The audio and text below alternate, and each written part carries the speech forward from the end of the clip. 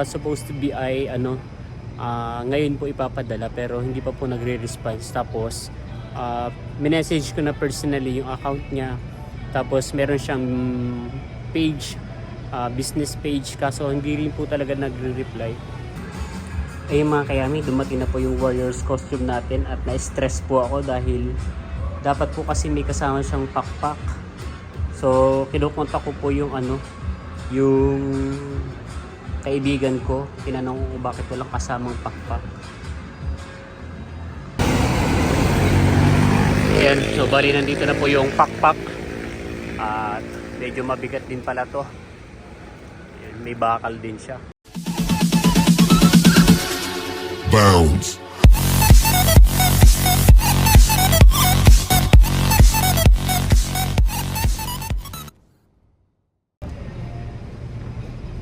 Kamusta mga kayami? Isang masaya at isang masarap na vlog na naman ang pagsasaluhan natin. So for today's episode ay nagwo-word ang inyong kayami. So dahil nga dun sa papalapit natin na Thanksgiving party ng aming company na World Balance. So actually bukas na. So January 28. Ngayon January 27. So naghanap nga po kami sa previous vlog natin ay naghanap po tayo ng mga costume na pang warriors or anything na pwede nating masuot bukas para sa ating party. Sobrang hirap po talaga at nakaka-stress maghanap ng susuotin na ang team ay warriors. Pero pinadali nila yung team. So pwede raw ng mga anime basta palaban, basta mga magigiting na palaban. So pwede rin yung mga superhero, yung mga ganon para mas madali daw hanapin. Pero in our part naman medyo mahirap pa rin. Yun. Tapos so ang ending natin is naghanap na lang tayo sa pwedeng marentahan sa sa online. Meron nga po akong narentahan sa kakilala ko din naman siya. Dati nabanggit ko na rin sa sa mga vlogs ko na nagpa-pageant ako dati. At isa sa nakausap ko ay yung mga mga kaibigan ko sa pageant industry. Yun. So sobrang busy. Kahit busy sila ay nakakapag-reply naman sila na magpapahiram nga po at magpapa-rent ng costume. Nag-cut yung video sa bako na tigil. Yun. So may nakausap nga po ako na kaibigan sa pageant industry at yun, naka-arkila tayo worth of 3,000. Originally 4,000 po yung rent, pero dahil kaibigan nga po so 1,000 ay nag-discount ng 1,000 pesos. As of recording time 3 PM na po at dapat supposed to be ay ngayon po ipapadala pero hindi pa po nagre-response. Tapos minessage ko na personally yung account niya. Tapos meron siyang page, business page, kaso hindi rin po talaga nagre-reply. Kaya medyo nagwo-worry po ako. So tapos ang ginawa ko is may numbers naman po na nakalagay dun sa page. So tinatawagan ko rin po is unattended. Tapos yung GCash na pinasahan ko ng payment dahil ko na siya, binayaran ko na para less hassle na wala na akong intindihin. So binayaran ko na siya ng fully paid. At tinatawagan ko rin yung number is tag dito.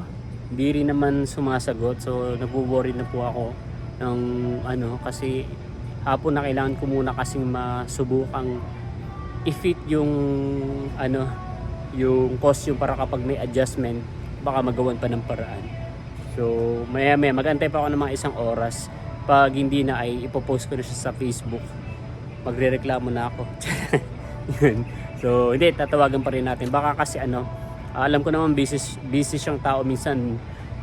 Alas 2 na ng hapon tsaka pa lang siya nagigising. Tapos siguro may mga iba pang inquiries kaya pagbigyan natin ng 1 pang oras. Pag nag-alas 4 na wala pa. Yun. So natin siya.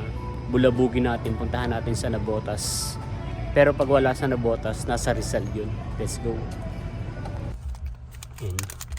Magme-merienda po muna tayo mga kayami habang nag-aantay po tayo ng update. So meron tayo dito ngayong Milo, tapos ito pong hopia, tsaka meron tayo ditong lava cake. Yun. So merienda po tayo mga kayami. Let's go. Char. Yan, so dumating na po yung costume po natin. Wait lang po. Kukunin na po ni Jomar yung costume po natin na ano. Wait lang. Ganda pala ano. Laki pala yan. Ngayon mga kayami, dumating na po yung costume na inarkila po natin. Galing pa po yan sa Rizal. Umabot ng ilang oras yung biyahe. At ito po yung headdress niya. Yan. Doon sa may picture hindi ko nakitang may headdress pero may pinadala palang ano, headdress. Ang laki niya parang ano talaga, warriors na warrior talaga yung dating natin dito. Tapos ito naman po yung pinakang ano niya, pinakang bottom part. Nasira ko pa yata. Yan, so parang papalda siya. Kailangan pala naka-short ako rito pag susuotin ko to. Medyo may kalumaan na yung costume. Parang nakita ko siya 2023 pa niya ginawa tong costume na to eh. Pero okay lang, mahalaga is nakapang warrior tayo. Tapos ito po yung pinakang sa katawan natin. Yan.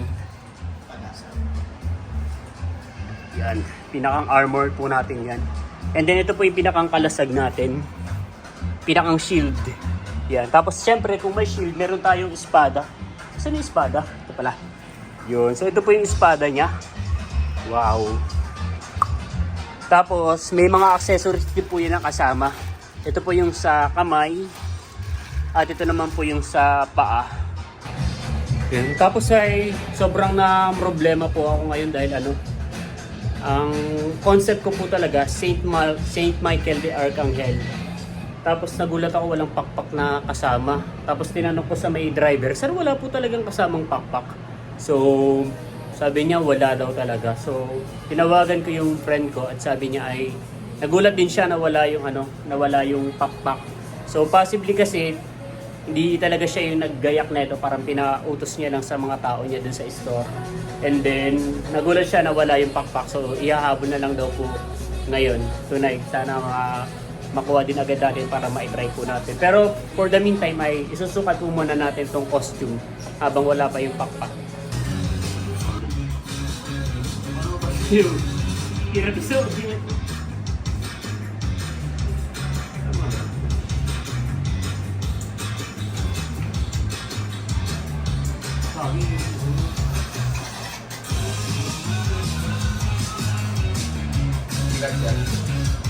Parang tumatama siya dito sa ano eh. Bakit pala masyado?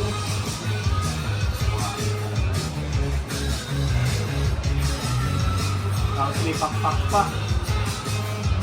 Hindi na pumilos eh. Hindi ako makakain na ito. Bukas. Tika na.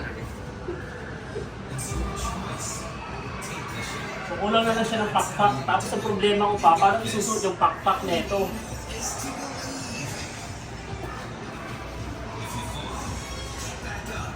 Montage. Tapos ano, ang bigat dito sa ano? Ang bigat sa ulo.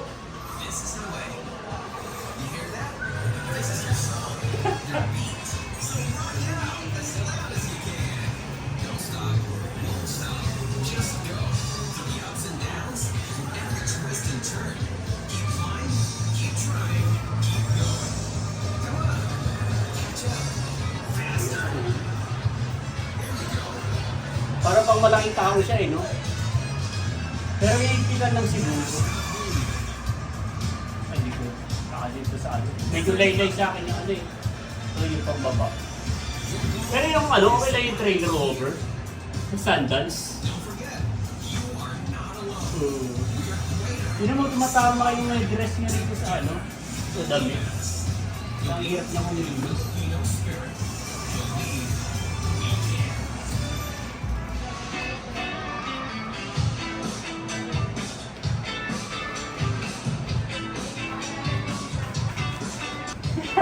Hindi ko alam doon. Pag walang headdress, parang pangit naman, no? Kapag nakaganto lang, kasi may pakpak lang. Akala ko kasi talaga walang ganito. Pero maangas din kapag nakaganto. Hindi, pag re-rampa, saka ko na isusunod siguro itong ano. Pero kapag nasa floor lang, ito lang talaga, yung shield lang. Bigat-bigat ito naman. Okay na yun. Picture mo na nga lang ako. Ayun mga kayami, may kalumaan na nga pala tong costume na to dahil ginawa pa siya is 2023 pa. So, makalawang na. So pang warrior siya tapos makalawang. So feeling ko hindi ka mamamatay sa digmaan. Mamamatay ka sa tetan. So lilinisan natin ngayon ng konti para naman hindi masyado nakakahiya sa ano. Pupunasan lang po natin. Let's go.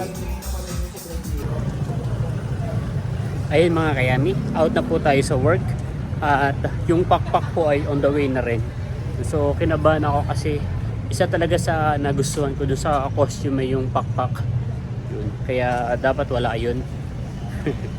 Yun. Medyo ano lang, medyo heavy lang yung costume, parang fit siya sa 6-footer, parang mga ganun. So 5'6" lang tayo. Kaya medyo malaki. Pero bukas ano na lang natin siya. Bali itatight na lang natin ang pagkakasuot para medyo mag-fit naman sa akin sa balikat kasi tumatama yung headdress niya sa sa shoulder. Yun. Tapos ay medyo mabigat talaga.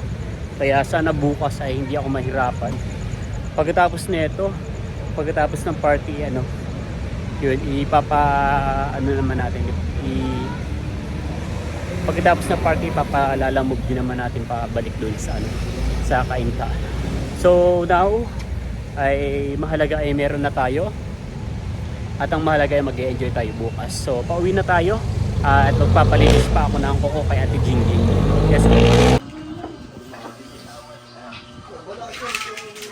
Palangin ko ba to? Akin na. Ang galing ng uno ah. Ano binitawan mo? Ulit. Ano mo bibitawan? Scarlett, bitaw. Hindi ka marunong. Bitaw. 1, 2, 3. Galing nga. Akin na. Galing ng bibi na yan ma. Isa pa. 1, 2. Marunong ka Scarlett? 1, 2, 3. Sanahan! Ayun mga kayami, nakauwi na po tayo ng bahay. At nagluluto po sila Erica at po si JR ng ulam. At ang aking bibi nagpapalambing kay Daddy. Papa na yan si Uno. Papa na yan. Papa Uno. Papa Uno. Anong niluluto nyo? Taksiyo na ko. Ah, Taba. wow.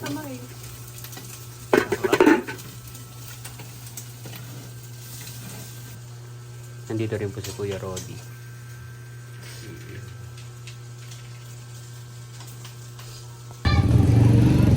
Lumabas naman po tayo ngayon ng bahay. At may titingnan daw po kami ni Papa D rito sa People's Village na paupahan. So titingnan natin baka pwede na tayong makalipat dito. If ever. Yan, kasama na natin yung nagbabantay ng bahay at sisilipin po natin yung bahay kapag sana ay okay at sana ay matawaran.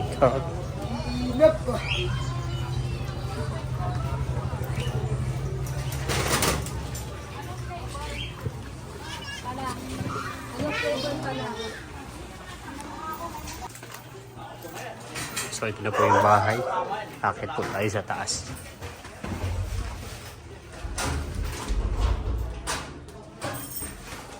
Yung ito, kasi yung rep namin.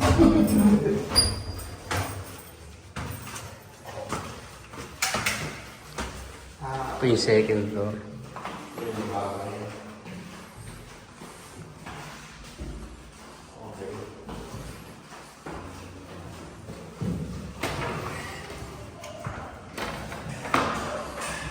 Tapos may lababo na rin pala rito. Second floor, tapos may banyo. Medyo maliit na yung banyo. Dito naman po yung pinakataas. Bali. Malawak din naman. Ito yung pinakang kwarto.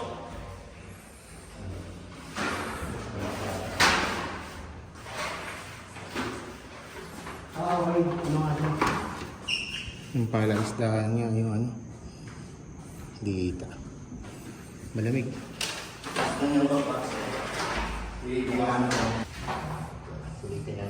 Akit naman po tayo sa rooftop. So bali, third floor po siya. Yung sa first floor may umupa na. Tapos yung second floor tsaka third floor po yung for rent. Tapos ito po yung pinaka... Wow! Ganda rito ah. Malamig. Malamig. Sarap matulog dito. Every night. Maganda pag may mga event. Tanaw po rito yung school, yung O-Save.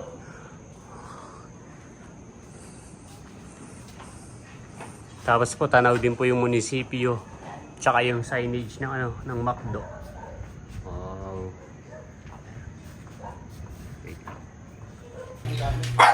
Okay, nakauwi na po tayo ng bahay at kakain na daw po muna.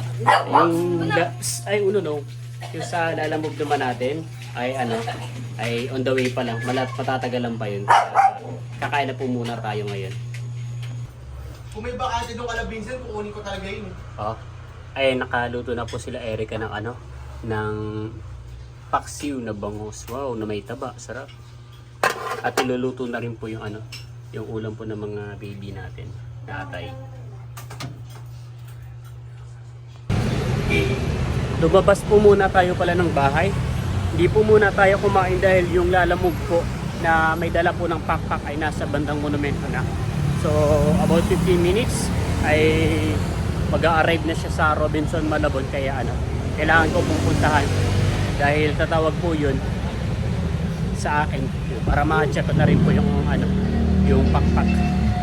Pagbalik na lang po tayo kakain. Ayun mga kayami, palabas na po tayo ng mall at nandito na raw po sa labas yung ano, yung yung lalamove. Okay, hindi ko na po pinapasok ng ano, ng mall para hindi na po siya magbabayad ng ano, ng parking. So sana pakpak na talaga yan.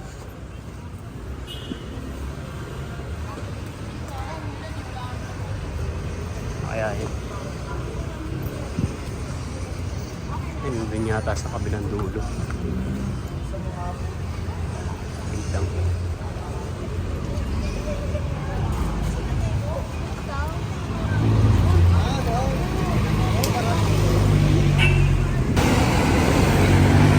Ayan, so bali nandito na po yung pakpak. At medyo mabigat din pala to. Ayan, may bakal din siya. So, check na lang po natin. Sobrang laki pala na itong pakpak na to. Sabi ni Papa Di, mukha daw akong punggo. Kasi ang liit-liit ko daw, tapos ang laki ng ano, ng costume ko.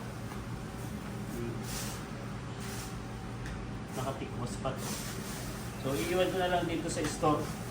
Kala ko feather siya, pero hindi pala siya feather. Ano pala siya, styro.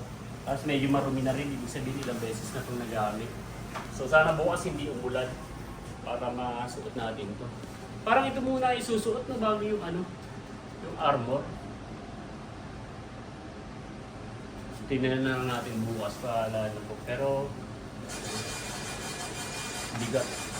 Let's go. Ready na para bukas. Hirap umikot.